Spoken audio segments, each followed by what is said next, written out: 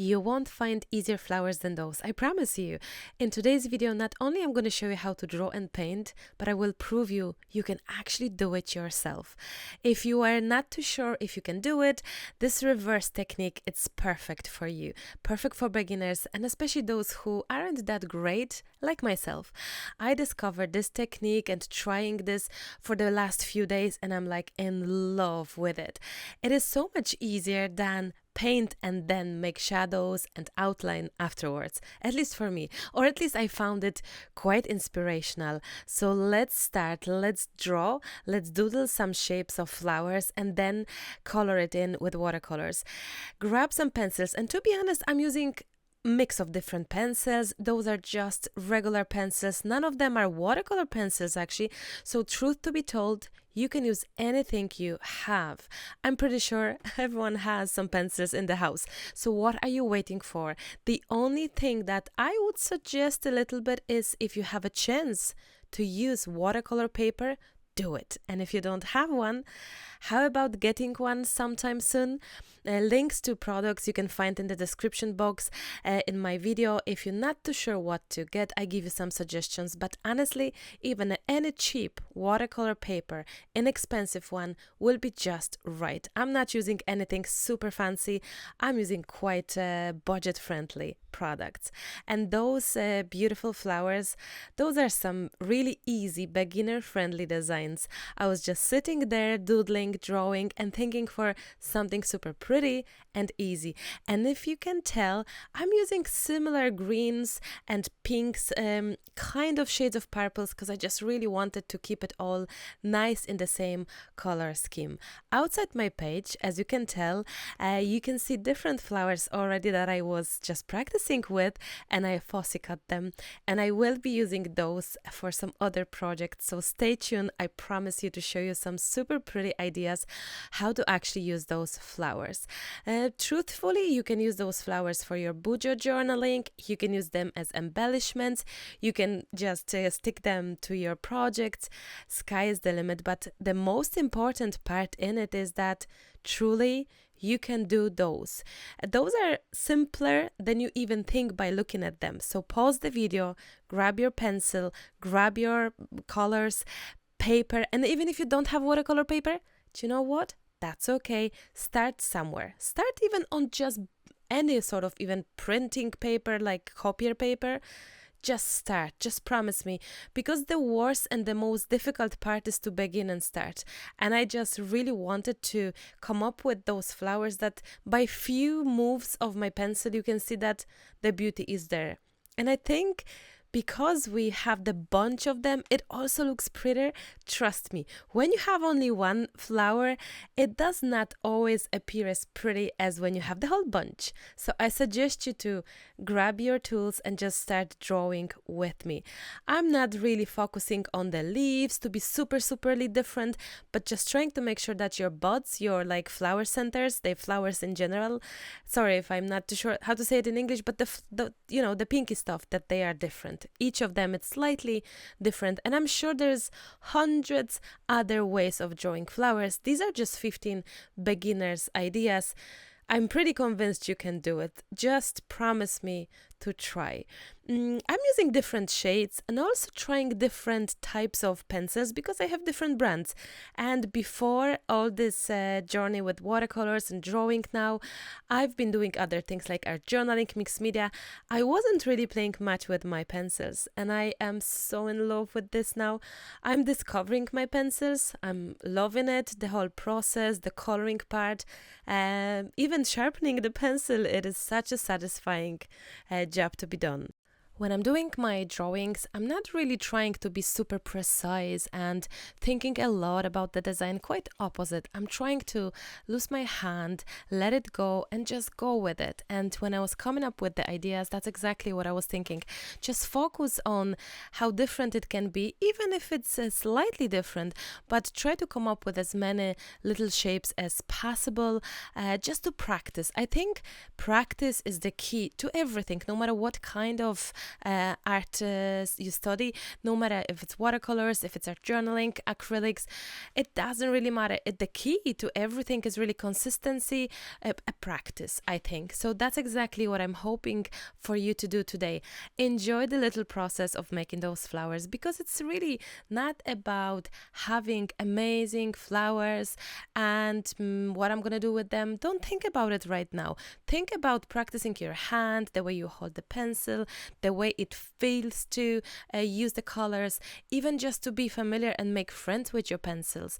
Honestly, I haven't done friends with my pencils for never. Like, it's the first time now this year that I'm really discovering the beauty of it and the love for it. And this is where from watercolors I moved, because I've been doing, as you probably know, plenty of dot painting flowers with watercolors and doodling, and then I just grabbed my pencils and I thought I'm gonna use them somehow. And this is where the idea came, and I was like, this is genius, because I am so bad sometimes at painting first and then drawing on top of that, or doodling or outlining or shading, however you want to call it. Which this technique, the reverse as I call it myself, I feel it's a reversed technique a little bit. I feel that this reverse technique, it is doable for everyone. I think it feels like a childish sort of technique in a way, but then you know what? When everything was done, when I finished my flowers, and you will see it for yourself, I felt so proud of it. I loved it. Every single flower looked different. Oh, a little mistake. And a little tip for you, have a look at the screen. I had a different shade that I wasn't really happy about. And when you add water like now and press it with the tissue, you can get out that pigment from a watercolor paper. That's why the watercolor paper is so important, because truthfully, you can use any paper you have, but the watercolor paper is much more forgiving, and you can redo things a little bit, you can wash it off a little bit. It is just a little bit more professional. However, you can really use watercolor paper that isn't very much expensive, because my one is quite budget friendly. My one is like a lot of pages for the price, to be very honest, and I'm happy with it, super happy. I've used probably 3 sets already, like three books of it, because I'm going through so many of watercolor papers that practicing, I'm happy with having the paper that is just allowing me to play. And I wish you to do that. If you are trusting me in any sort of way, if you trust me a tiny bit, I promise you, if you will try this technique, this little tutorial with me, you will really love it. And you will truthfully enjoy the process of being creative and accomplish something small, yet something big. Because that's how I see it. And I know you probably here very short on this channel. Maybe you came here yesterday for the first time, or 2 days ago. Maybe you found my channel an hour ago, possibly. Welcome. So thank you so much for having me in your homes, and thank you for visiting my studio by watching my videos. You made my heart smiling so much in the last few days. There has been overwhelming amount of comments, likes and shares on this channel, and so many people have joined. So thank you. Honestly, I'm so proud of it, so privileged to have you here, and I really hope you know that. What I do here, my mission honestly is to teach, and that always had been something that was my focus. My main focus was to teach, to inspire, to make you grab that brush, that paint, that piece of paper, and really be creative. Because if you have found my channel, that means you are looking for some inspiration, you wish to be creative. So why waiting? Please just grab your tools, don't wait. Truthfully, things won't happen if you're not gonna just move yourself and do it. And don't be afraid to fail, because even if you will, there's another piece of paper that you can start over. And if you are like myself, you probably have tons of pencils, loads of paints, and I'm pretty sure you are not able to use it all. It will last you for years. And possibly, like myself, sometimes you will find some good deal maybe, or you will just wish for some new supplies and you will get them. So don't be afraid to use your supplies. Your supplies are your best friends. So make best friends with them. Be friends with them. Use them. They want to be used. They don't want to be on the shelf staring at you or you staring at them. Just use what you have and enjoy your supplies. And also, all these years I have been saying, use even the most expensive supplies. Don't be afraid of them, or they cost so much, so I won't be wasting them. Never. It's not a waste. It's your journey, it's your experience, it's your joy, it's your privilege, but it's also your right to use your beautiful, expensive supplies that you worked hard or received as a gift. Just enjoy them.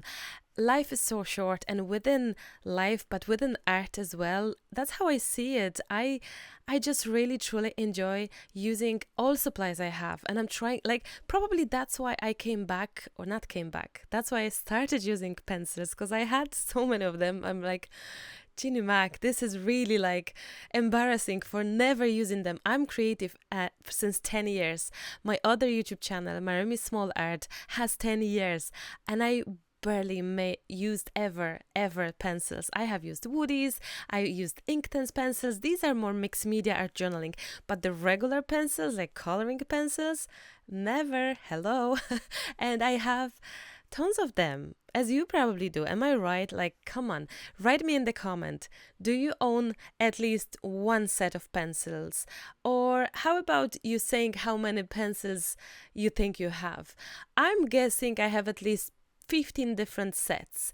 I think that's a lot, and I think it's time to use them and enjoy them. That's the main thing.